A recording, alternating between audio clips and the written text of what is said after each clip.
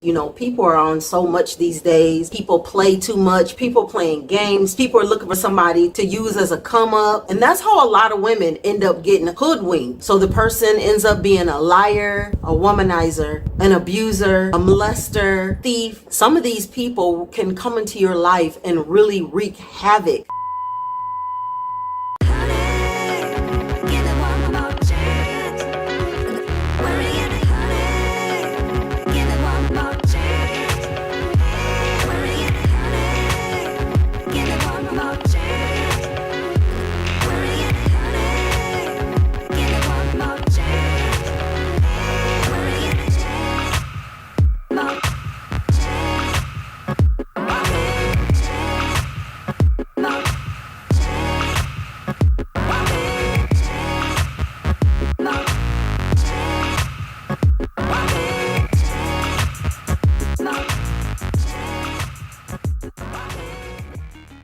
Hello ladies, and welcome back to Recover and Level Up. My name is Ivory, and as you can see by the title, today's topic is, girl, is he even worth your time?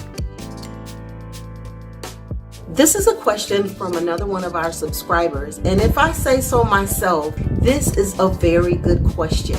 A lot of times I won't just say women, everybody. I think men, women, whatever race you belong to or community, I think we have a tendency to just jump right in a relationship without even thinking about all that it may come with. A lot of times we just rely on our heart, we rely on our feelings or our attraction for an individual. But that's not always the smartest move, because our feelings, our attraction, our heart, while they may feel good, they're not always very reliable. So it's good to use logic. So today we will be discussing how to use logic when trying to figure out if this is a good person to deal with. In other words, if you're dealing with someone who is a good risk. As you may or may not know, in the financial world, the way that insurance companies and banks and different institutions, the way that they figure out whether or not they want to insure you or give you a loan or whatever it is, the way that they determine whether or not you're somebody that they even want to mess with is something called risk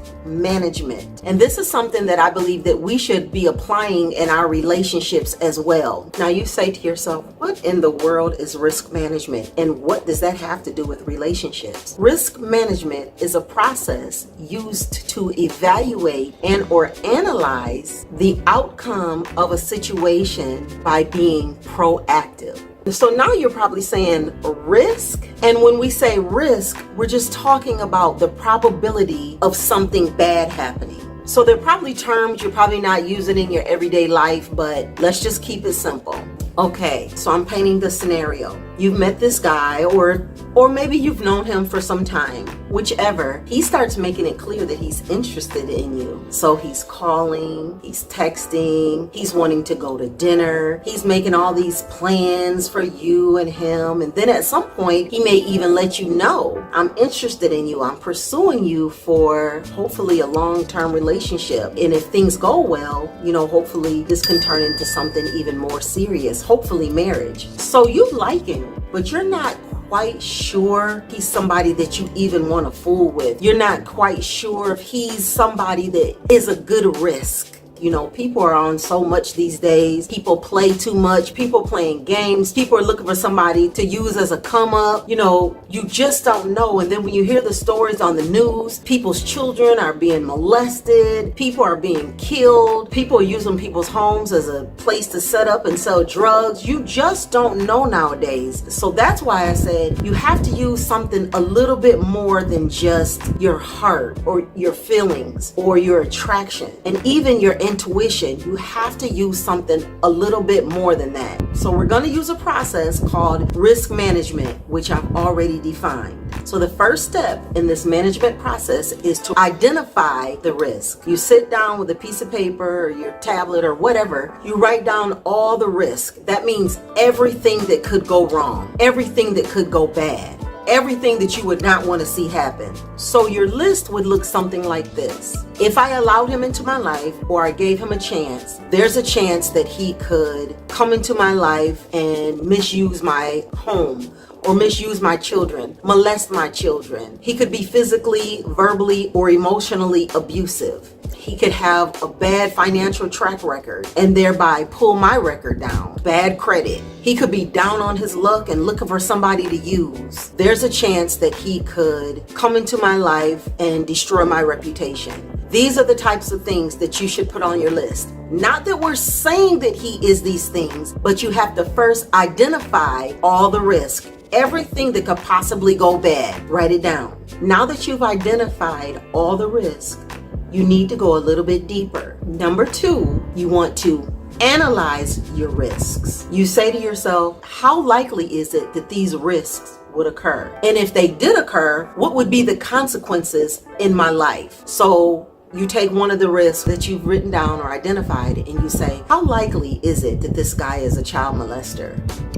And if he is, what would be the consequences in my life? How likely is it? Does he have other children? Does he have a track record of being a good dad? Does he have a track record of tearing through other people's lives? Another risk could be, is he a womanizer? How likely is it that he is a womanizer? And if he is, what would be the consequences if he stepped into my life with that mess? So you have to really analyze each and every risk that you've identified. You have to say, what is the likelihood that he is this? What is the likelihood that he is that? And if he is, what would be the consequences that would be all over my life? So now you have your list of risks and you've analyzed each risk. Now you want to prioritize each of those risks.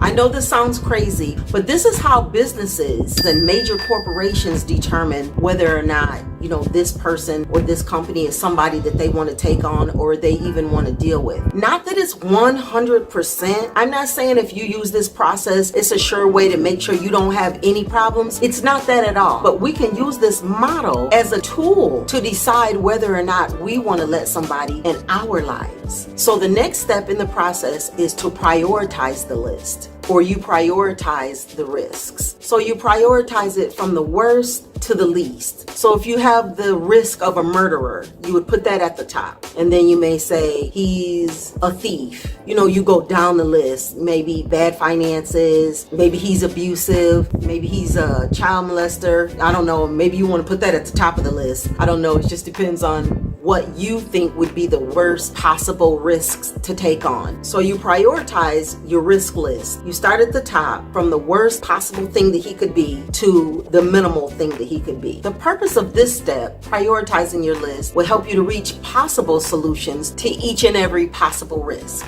And then you have risk reduction. In risk reduction, document the things that went wrong in your past relationships. Not just rehashing just to rehash. It gives you an opportunity to see what risks you missed in the past relationships. What is it that you put up with? How can you keep from making the same mistakes that you did last time? So you're dealing with the problem before you even reach the problem. If last time you dealt with a womanizer, or you dealt with someone who was on drugs, or you dealt with a man who just had bad finances, treating the risk will help you to be more proactive rather than just reactive. I think of situations where women, they just say, oh, I have a great guy or whatever. They didn't think about the risk. They never went through any of these processes. So they just think they just have this great guy and they start leaving the guy at home with their children. They would do things like having a different babysitter so that the man isn't left home with their children. Putting passwords on your finances, not just being so careless and leaving your money and all your business laying around. Any of those risks that you see could be a potential problem, you just avoid all of the risks. So you're aware of things. And then number 5 is risk retention. So you go ahead and you take on the risk. You say, yes, I'm going to go ahead and let this guy in my life. But you don't just, okay, we're together willy-nilly. You have to constantly monitor your risk. You have to constantly think about how are things going. You have to look at your list. Remind yourself of your list. Go back, read the risk on your list. See if are any of these things occurring? Are things still going smoothly? A lot of times we women, we have a bad habit of just getting involved with a guy. We're so exhausted from running everything ourselves. We just rest. And that's how a lot of women end up getting hoodwinked. They give this guy all the numbers to all of their accounts. They introduce the guy to all of their friends, all of their family. They just completely trust the guy. They're so exhausted from running their own lives by themselves. We just give our lives over to the man. That's how the men get the drop on these women. They know your account number. They know your children. They know your schedule. They know where your parents live. They know where your parents hide the extra key. They know what day of the year your siblings go on vacations. They know where the siblings bank. They know where the siblings take their children to daycare. The person that you're dealing with just gets to know way too much about you. And so if the person has the potential of the risks that were identified in step one, then you're giving them all of the tools that they need to go ahead and take advantage of you. So you have to constantly monitor. Don't just set your life in his hands or set your life in his lap and go on about your business. And I'm not saying be like some kind of paranoid, out of control, jealous freak. I'm not saying that. I'm saying you have to constantly be conscious of the fact that we are flawed human beings and we're dealing with flawed people. You don't know what could happen. And then lastly, you need to have a contingency plan. If I do end up facing these risks with this individual, if they let me down, they disappoint me, what will my contingency plan be? Or what is plan B? When our relationships end, most of the time we're so devastated. We're devastated because we trusted this person. We never saw any of these things coming. So the person ends up being a liar, a womanizer, an abuser, a molester, thief. Some of these people can come into your life and really wreak havoc. And then when it happens, we're devastated. We don't know what to do next because we didn't come up with a contingency plan before any of this happened. So a contingency plan would look like this. If it doesn't work out between us or we end up getting a divorce, I'm going to keep going to school. I'm going to get my degree. I'm going to keep working on me. Another part of the contingency plan is knowing how long, how much time you're going to spend or waste on an individual. So don't just allow somebody in your life and you date them for 5 or 10 years. You know, that's time wasted. Know how long you're going to give this person. You're going to dedicate yourself to this relationship. You know, say I'm going to give myself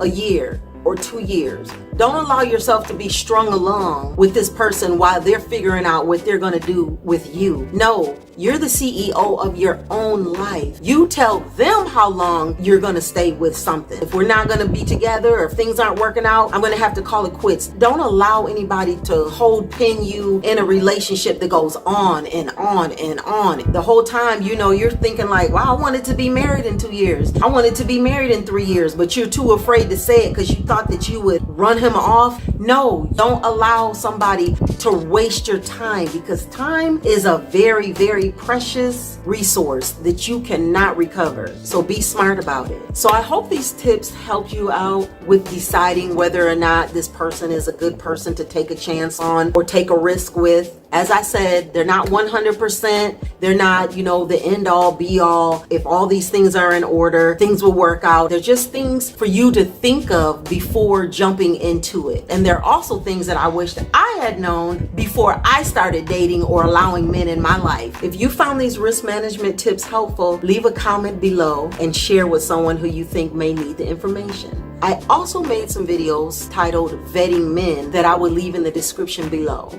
That is all the time we have for now, but I hope you will consider subscribing to Recover and Level Up, and I will catch you next time. If you enjoyed this video, be sure to like, subscribe, and ring the bell to ensure that you receive notifications each time I post a new video. And finally, ladies, if you would like to upgrade your self-esteem, learn how to fall in love with yourself, if you enjoy self-help quotes or level up quotes and relationship advice, you are invited to join us on all of our social media platforms at Recover and Level Up. Thanks for watching, and I'll catch you in the next video.